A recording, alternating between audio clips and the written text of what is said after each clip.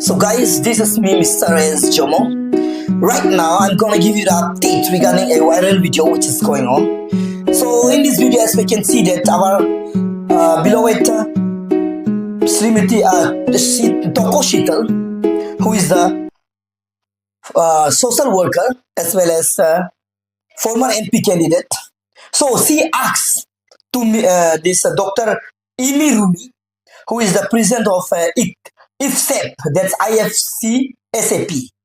So, Toko Sheetal Madam asks him with humility and respect that why are you asking for the resignation from CM Pema Khandu only in case of APFRA?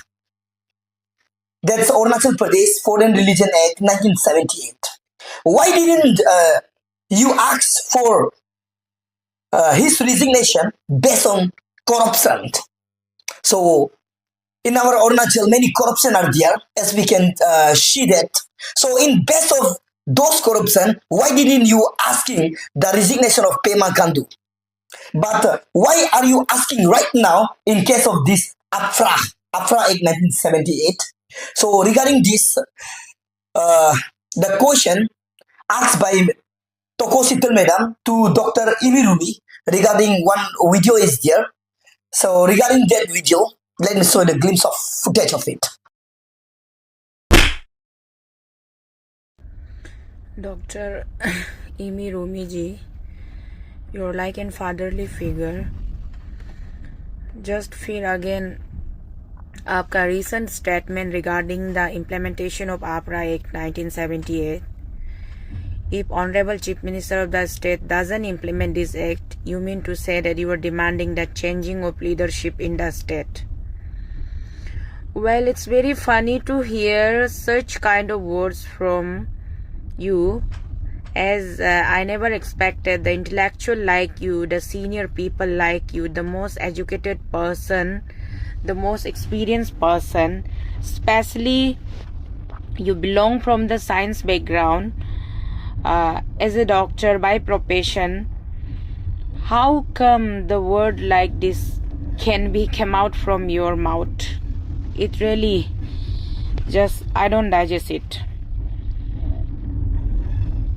Since the leader, what I believe is that the leader has to be very much rational ideology, rational philosophy, and the rationalism is must in any field. If you are a true leader in your own place, if you think yourself as a true sons of the Ane Arunachal, and you are the true sons of all the indigenous, believer, that you feel that you are the elder brother of the all indigenous people and one of the senior most citizen of the state, you should try to teach your people, your co-citizen, about the rational ideology. Why you are stuck in the midst of the ocean of the religious battle? I feel very sorry to see that such kind of behavior and attitude, it's from you.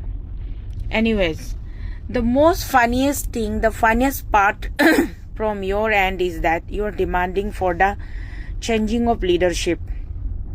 Why? You never raise any question regarding the rampant corrupt practices in the state. You never raise any question in the quality of education. You never raise any question on the quality of roadside work, construction work. Many things are there which could have been attracted your attention, but no, you are only you are stressing on this APFRA 1978 Act. For your kind information, dear fatherly figure, elder brother Dr. Imi Rumi जी, आपके जानकारी के लिए मैं बता दूं, आपकी छोटी बहन तोको शीतल, कि हम एक सभ्य समाज में रहते हैं. The society we are living is now a ultra modern society. यहाँ पे एक लीडर होने के लिए आपको हर तरह की 4 एंगल से लोगों को साथ में लेके कंसिडर करके चलना पड़ेगा। आप किसी को उकसाने की कोशिश करते करते करते अब जब आप उकसा नहीं पाए तो आप धमकी पे उतर आए। आप किसको धमकी दे रहे हो? एक ऐसे लीडर को जो बहुत ही फार साइटेड है, जिन्होंने माफ लिया कि अगर ये एक्ट ऐसे ही एब्रप्टली अगर इसको हम इम्प्लीमेंट करते हैं तो कितने घरों से कितना जनाजा निकलेगा। डॉक्टर रूमी साहब, आप क्यों पीछे पड़े हैं इस एक्ट को लेकर के? जैसे कि honourable chief minister of the state mister Pema Khandu ji, उनका स्टेटमेंट मैंने सुना। उन्होंने कहा कि आफ्टर बारीकी से डिस्कशन करने के बाद each and every stakeholder of the all जितने भी रिलीजन है हमारे स्टेट के अंदर, उन सब रिलीजन के हर एक जितने भी रिलीजन के एक मतलब प्रतिनिधि के साथ में डिस्कशन करने के बाद में उसके बाद में जाकर के वो इस पे विचार विमर्श करके अमल करेंगे कि इस कानून को लागू करना है कि नहीं करना है। तो अभी के लिए तो ये बहुत ही राहत की बात है इंसानियत के लिए, जो अपने आप को अभी तक बिलीव करते हैं कि still we are a human being. For them it's a very very thought of relief. But जो लोग बहुत ही ज्यादा एडामेंट है, बहुत ही ज्यादा मतलब क्या बोलेंगे, ब्लाइंड है, एडामेंट है और बहुत ही जिद्दी है, उनको लग रहा है कि अब उनका जो चाहत जो पूरा नहीं होने जा रहा तो मुख्यमंत्री को बदल दिया जाए। क्यों बदले मुख्यमंत्री को? अगर आप बदलना चाहते तो बहुत सारे मुद्दे थे पहले, उस पे नहीं बदले। और अब जब पेमा खांडू जी सचमुच में इतने अच्छे नेता के रूप में अपने आप को हमारे सामने प्रस्तुत कर रहे, कम से कम हम तो नहीं चाहेंगे कि आप पेमा खांडू जी की रेजिग्नेशन की डिमांड करें, पर्टिकुलरली आपरा 1978 एक्ट को लेकर के। हाँ, जब ऑनरेबल सुप्रीम कोर्ट से उसके अगेंस्ट में प्रिलिमिनरी इंक्वायरी का ऑर्डर आया, तब आपने उसका रेजिग्नेशन डिमांड क्यों नहीं किया? जब उसके ऊपर में मोर देन 1275 करोड़ का घोटाला का चार्जेस आया, तब आपने उसका रेजिग्नेशन डिमांड क्यों नहीं किया? अब तो भाई पेमा सर ने भी ओपनली बोल दिया है कि सुप्रीम कोर्ट वालों ने जो ऑर्डर पास किया उसको पूरा कोऑपरेट करते हैं, और सीबीआई वाले भी अरुणाचल में आके इन्वेस्टिगेशन ऑलरेडी कर रहे हैं और एवरी इन्वेस्टिगेशन में वो कोऑपरेट करने को तैयार है एनी टाइम, ऐसे बोल के पेमा जी ने भी डिक्लेयर कर दिया। सो हमें कोई प्रॉब्लम नहीं है, हम बिल्कुल पेमा जी के साथ हैं। और अगर आप डॉक्टर रूमी, आप पेमा जी का इस्तीफा इस टॉपिक को लेकर के, आपरा 1978 एक्ट को लेकर के अगर आप उसका इस्तीफा डिमांड करते हो, तो हम प्रे करेंगे आपने प्रभु यीशु मसीह से, परमेश्वर से, कि पेमा खांडू जी कभी भी वो मौका ना आए कि पेमा खांडू जी को इस्तीफा देना पड़े सिर्फ और सिर्फ आपरा 1978 एक्ट के वजह से। ये मुमकिन ही नहीं है, कभी होगा भी नहीं, और हमारा मुझे विश्वास है कि हमारा परमेश्वर ऐसा कभी होने नहीं देगा।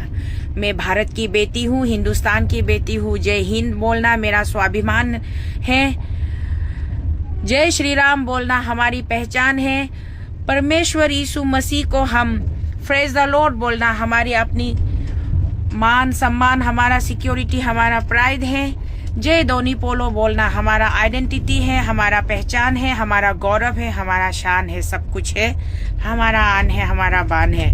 हम किसी भी वजह से अपने किसी भी लोगों को, चाहे वो हिंदू हो, मुस्लिम हो, सिख हो, ईसाई हो, बुद्धिस्ट हो, किसी को हम बंटवारा नहीं करते।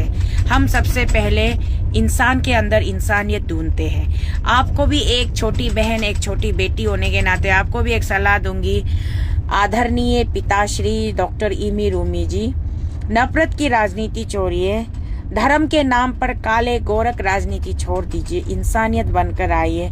आप खुद डॉक्टर रहे, आपके पूरे प्रोफेशन में आप हॉस्पिटल में रहे। मैं आप ही से एक सवाल करती हूँ, जब भी कोई पेशेंट सीरियस एक्सीडेंट या कुछ एक किसी का इमरजेंसी डिलीवरी केस हो या फिर एक्सीडेंटल मैटर हो या फिर कुछ भी मतलब सीरियस इश्यूज में, सीरियस अर्जेंसी में ब्लड बैंक जाना पड़ता है जब ब्लड की ज़रूरत होती है।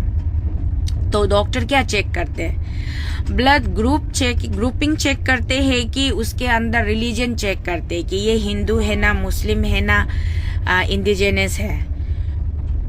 A positive, B positive, O positive, A negative, B negative, A B positive, A B negative, जो भी है वो चेक करने के बाद में तुरंत उसके सेम ग्रुप का ब्लड अगर ब्लड बैंक में अवेलेबल होता है तो वो जल्दी ही एकदम within no time patch करके उस पेशेंट के अंदर में उसको इन्फ्यूज किया जाता है, मतलब उस पे चढ़ाया जाता है वो ब्लड। तो इट नेवर एवर हैपन कि आप किसी भी पेशेंट को ब्लड चढ़ाने से पहले उसका धर्म जाति पूछे होंगे। तो आप बताइए, इंसानों के अंदर हम जब किसी और का खून किसी और के शरीर में चढ़ाते तब हम ये इस बात की केयर नहीं करते कि हम हिंदू से खून ले रहे हैं ना, क्रिश्चियन से खून ले रहे हैं ना, इंडिजिनस से खून ले रहे हैं। अभी आपको इतना क्यों फर्क पड़ रहा है? अरे एक अच्छा समाज बन के जीने दीजिए ना, रहने दीजिए हम सबको। आप क्यों हमें बांटने पर तुले हुए हो? मत बांटिए। और आप जितना भी बांटने की कोशिश करोगे वो बंटवारा हम होने नहीं देंगे। हम सब एक है, एक परिवार है, ये बात याद रखिए। अरुणाचल एक परिवार है, एक घर है और इसकी मुखिया अभी श्रीमान पेमा खांडू जी हैं और हम सब बहुत खुश है पेमा खांडू जी की लीडरशिप में। वो सबको एक छत्र छाया के नीचे रखना चाहते हैं, उनको अच्छा काम करने दीजिए, बीच रास्ते मत आइए। डॉक्टर इमी रूमी जी, मेरा ये संदेश और अपील, ये मैसेज आप तक पहुंचे, ये मुझे विश्वास है और बहुत ज़्यादा शुभकामनाओं के साथ मैं आपको ये मैसेज, ये वीडियो भेज रही हूँ कि ताकि आप इसको सुने, समझे और इसको एक्सेप्ट करें। धन्यवाद।